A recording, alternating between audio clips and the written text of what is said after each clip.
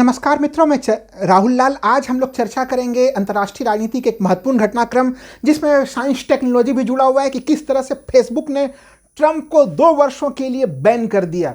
सवाल ये उठता है कि जब जनवरी में ट्रंप को फेसबुक ने अनिश्चितकाल के लिए प्रतिबंधित किया था, तो अब अचानक से ऐसी क्या घटनाक्रम हो गई कि फेसबुक ने उन्हें 2 वर्षों तक के लिए कर दिया।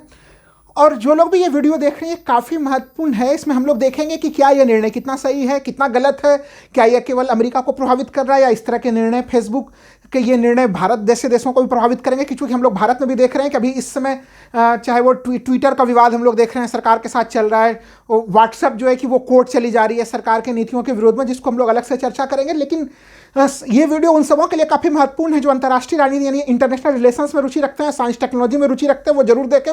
इसके अलावा जो प्रतियोगी परीक्षाओं में भाग ले रहे हैं वो लोग भी इस वक्त देखें।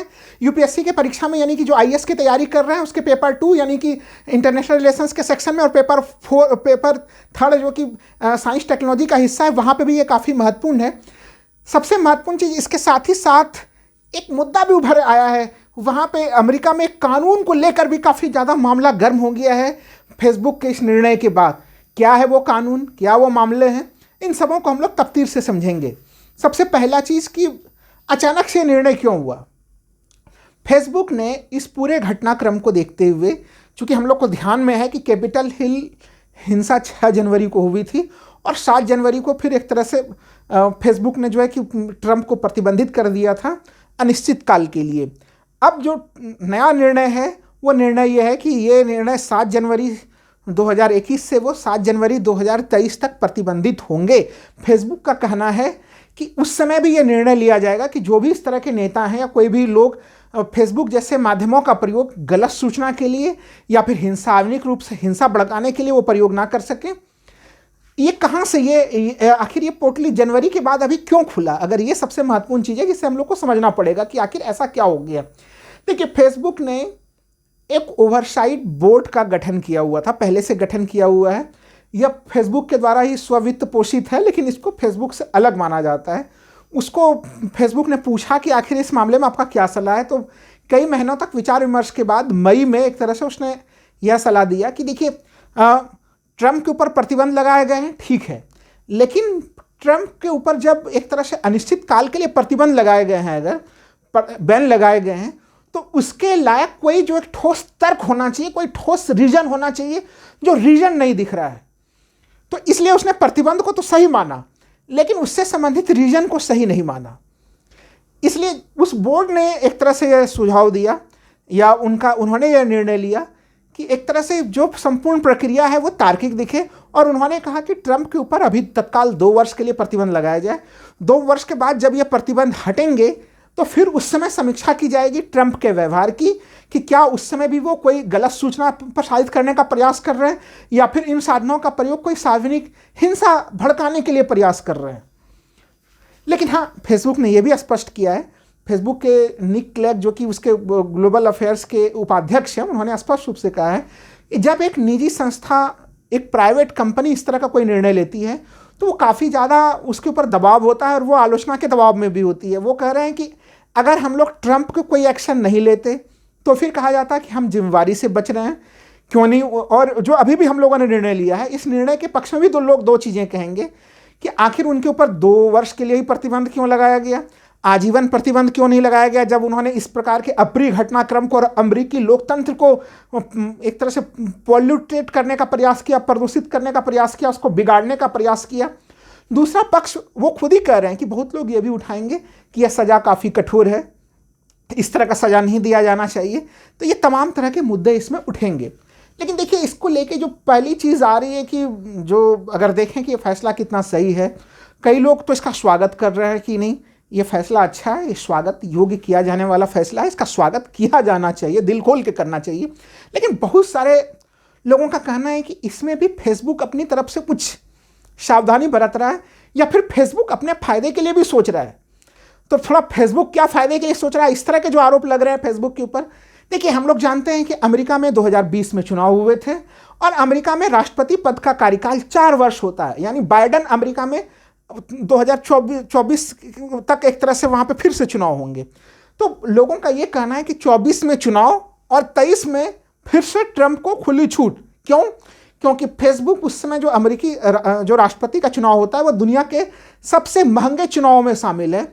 ऐसे स्थिति में ट्रंप ये बिल्कुल फेसबुक ये नहीं चाहेगी कि उसके लाभांश में कहीं से भी कोई कमी हो। तो वो जो ऐड होता है, अलग अलग कैंपेन होते हैं वहाँ पे, उसका लाभ लेने के लिए उन्होंने 23 तक की छूट दे दी है। हालांकि ये तो एक पक्ष है, कुछ लोग इस रूप में इस निर्णय को देख रहे हैं, लेकिन कुछ लोग इस निर्णय को दूसरे रूप में भी देख रहे हैं कि अगर आप 23 में ट्रंप को छूट देते हैं तो कहीं ना कहीं जो एक लेवल प्लेइंग फील्ड होना चाहिए राष्ट्रपति के इलेक्शन के लिए, वो राष्ट्रपति के चुनाव के लिए वो लेवल प्लेइंग फील्ड नहीं बन पाएगा। यानी इसका कहने का मतलब क्या है कि जब चुनाव होगा तो उस समय राष्ट्रपति, अगर ये ट्रंप फिर से खड़े होते हैं अगर 2024 के चुनाव में, तो 23 में एक तरह से काफ़ी सहानुभूति होगी कि सभी मीडिया टेक कंपनियों ने, बड़े बड़े जो सोशल मीडिया हब्स हैं, उन सबों ने इनको प्रतिबंधित कर दिया था, प्रताड़ित कर दिया था, और इसके कारण से उनके साथ एक प्लस पॉइंट होगा। और जो वर्तमान राष्ट्रपति हैं, इनके पास एक तरह से काम कर रहे हैं, कोविड की तमाम तरह की चीज़ें हैं, बाध्यताएं हैं, तो इस कारण से इनके ऊपर तो एंटी इनकम्बेंसी फैक्टर होगा और उनके पास होगा सहानुभूति का फैक्टर। इसलिए भी ये सही फैसला नहीं है। लेकिन देखिए, फेसबुक जैसी संस्थाएं या इस तरह से जो भी दुनिया भर में इस तरह की वैश्विक संस्थाएं, उनके ऊपर ये जिम्मेवारी भी बनती है कि उनके प्लेटफॉर्म का कोई दुरुपयोग ना हो। अगर उनके प्लेटफॉर्म का कोई दुरुपयोग होता है तो फिर एक बड़ा सा मामला बनता है। हम लोगों ने, अब देखिए, हम लोग इस मामले को भारत में भी देख रहे हैं, लेकिन मैं अभी भारत पे नहीं आ रहा हूँ, उसको हम लोग अलग से समझेंगे। यहाँ पे भी किस तरह से हम लोगों ने देखा था कि ट्विटर ने एक तरह से मैनिपुलेटेड एक तरह से जो है कि वो लगा दिया था संबित पात्रा के ऊपर, और तब से किस तरह से ट्विटर इंडिया और भारत के बीच में हो रहा है। तो लेकिन हाँ, अमेरिका में जो ये कदम उठाए जा रहे हैं, जिस तरह से अमेरिका में कल ये कदम उठा, और भारत में भी कुछ घटनाएं घटी हैं यहाँ पे कि उपराष्ट्रपति वेंकैया नायडू के जो है कि वो ट्विटर के ब्लू टिक को पहले हटा दिया गया, फिर लगा दिया गया, फिर मोहन भागवत समेत कई जो आरएसएस के बड़े लोग हैं उनके ब्लू टिक को ट्विटर ने हटा दिया। इसको हम लोग अलग से पूरा देखेंगे भारतीय संदर्भ में। लेकिन हाँ, फेसबुक का जो घटनाक्रम अमेरिका में हो रहा है, अगर आप सोच रहे हैं कि वो अमेरिका का घटनाक्रम है, उसका भारत से कोई संबंध नहीं है, तो कृपया इस मुगालते में ना रहें। बिल्कुल इसका प्रभाव पड़ेगा। वही फेसबुक जो अमेरिका में है वही भारत में भी चल रहा है, पूरे दुनिया में चल रहा है, तो उसके नीतियों का हम लोग, उसका प्रभाव पड़ता है। क्योंकि देखिए, फेसबुक के इसी तरह की टकराहट की स्थिति अभी नाइजीरिया में बनी थी और वहाँ उसको छोड़ना पड़ा। तो अब हम लोग देखें कि फेसबुक ने कुछ और घोषणाएं की हैं इसी बीच में। फेसबुक का कहना है कि वो 2016 से एक तरह से कंटेंट को मॉडरेशन का प्रयास करता है, वो कि वहाँ पे जो राजनीतिक भाषण है वो उसमें जहरीलापन ना आए, इस तरह की चीज़ों को देखने का प्रयास होता है। लेकिन साथ ही साथ फेसबुक का यह भी कहना था कि अब तक राजनेताओं को कहीं ना कहीं उसमें छूट मिली हुई थी ऐसे मामलों को लेके, लेकिन अब फेसबुक वो उस राजनेताओं को मिलने वाला वह छूट नहीं देगा।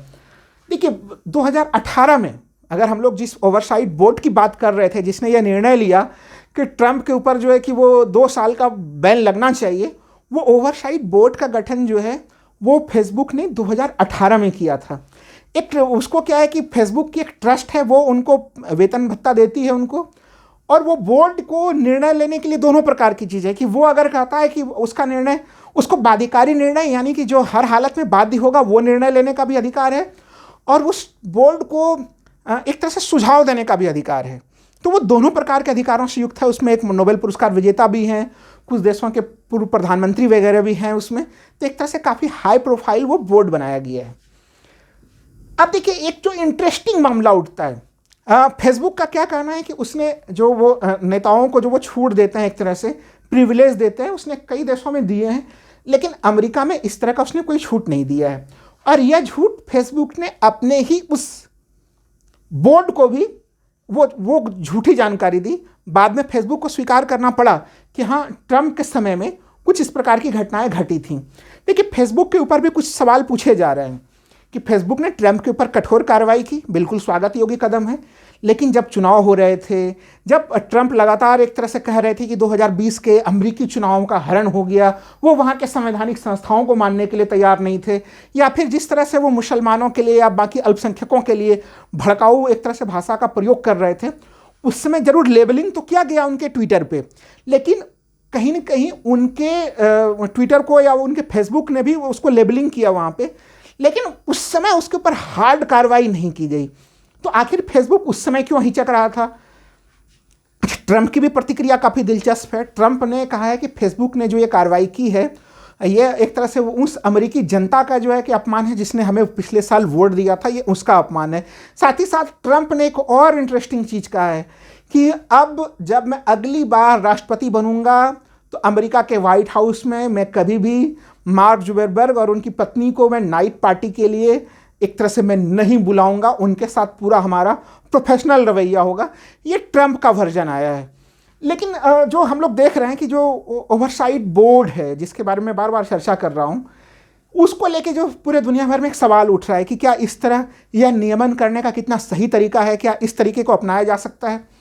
देखिए, इस तरह के संस्थाओं के ऊपर सरकार, पुलिस यानी कि सरकार की कार्रवाई हो, दमनात्मक ढंग से वो कार्रवाइयाँ हो, उसको कोई उचित नहीं ठहराएगा। जैसा कि हम लोगों ने अलग अलग कई जगहों पे हम लोगों ने देखा भी है, खुद यहाँ पे भारत में भी देखा कि किस तरह से ट्विटर इंडिया के दिल्ली के ऑफिस के ऊपर भी जो है छापेमारी की घटनाएं घट रही थी। तो उससे उसकी एक अंतर्राष्ट्रीय आलोचना हुई। हालांकि जो भी किसी भी देश में जब ये कंपनियां जाती हैं तो उस देश के नियम कानून को भी इन्हें मानना होता है, कई तरह की चीज़ों को ये मानने के लिए बाध्य होते हैं। लेकिन उसके लिए एक तरीका अपनाना चाहिए, जो प्रोसेस होना चाहिए, वो हम लोग देख रहे हैं कई जगह नहीं अपनाया जा रहा है। तो कई जगह देश अलग सा बर्ताव कर रहे हैं कि वो जो एक तरह से सामान्य लोग, इस समय सामान्य लोगों के पास कहने के लिए, बोलने के लिए कोई विशेष माध्यम नहीं होता, वैसे वो सोशल मीडिया के माध्यम से अपने दुख दर्द को व्यक्त करते हैं। ये हम लोग देख रहे हैं, क्योंकि कई जगहों पे ऐसी स्थितियां आ रही जो बड़ी मीडिया कंपनियां होती हैं उसके ऊपर सरकार का काफ़ी दबाव होता है। तो सवाल ये उठता है कि जो फेसबुक ने जो ये बोर्ड का गठन किया है, क्या इसके माध्यम से क्या वो सच में इतनी स्वतंत्र है, और अगर वो स्वतंत्र है तो क्या यह प्रणाली दूसरे भी टेक कंपनियों के लिए उपयुक्त होगी। देखिए, अब तक तो उस बोर्ड ने जो काम किया है वो उसमें कोई गंभीर त्रुटि नज़र नहीं आ रही है।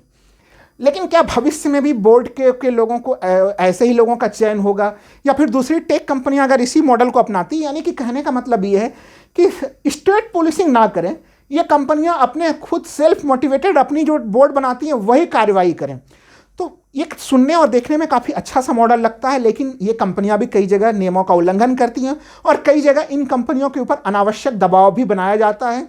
यानी कि सत्ता पक्ष के लोग दुनिया भर में अपने तो कुछ भी अनर्गल बयान दे दें, वो चाहते हैं कि उसको जो इस तरह की जो सोशल मीडिया कंपनियां उनको प्रभावित ना करें, लेकिन जो विरोधी लोग होते हैं उसके आवाज़ का दमन करने का पूरा प्रयास होता है।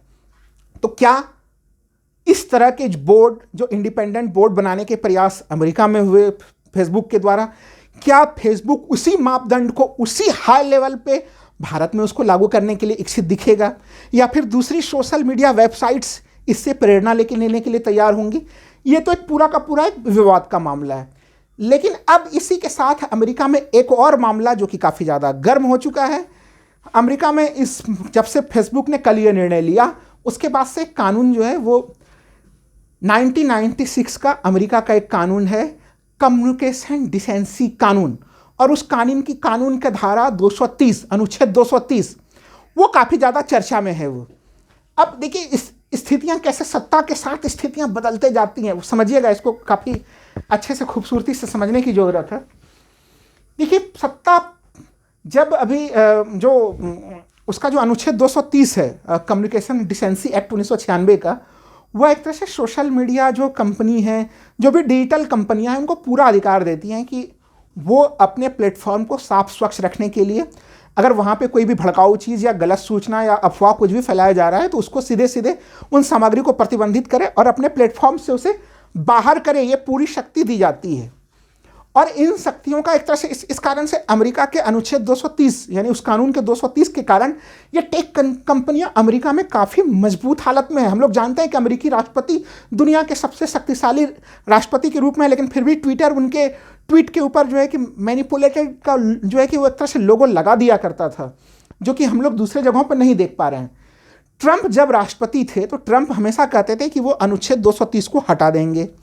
इंटरेस्टिंग चीज़, जो बाइडेन भी उस समय उसकी आलोचना करते थे कि ये गलत है, वो 230 में इतनी ज़्यादा शक्तियाँ टेक कंपनियों को नहीं मिलनी चाहिए। लेकिन अब जबकि जो बाइडेन सत्ता में है, तो सत्ता में आने के बाद से, शपथ ग्रहण के बाद से, उन्होंने 1996 के कम्युनिकेशन डिसेंसी एक्ट के अनुच्छेद 230 के ऊपर कोई भी टिप्पणी नहीं दी है। तो यह कानून भी अभी इस समय अमेरिका में काफ़ी ज़्यादा चर्चा में है। जल्द ही हम लोग भारत में जो दिग्गज टेक कंपनियों के बीच और भारत सरकार के बीच जो विवाद हो रहा है उसको भी समझने का प्रयास करेंगे। बहुत बहुत धन्यवाद।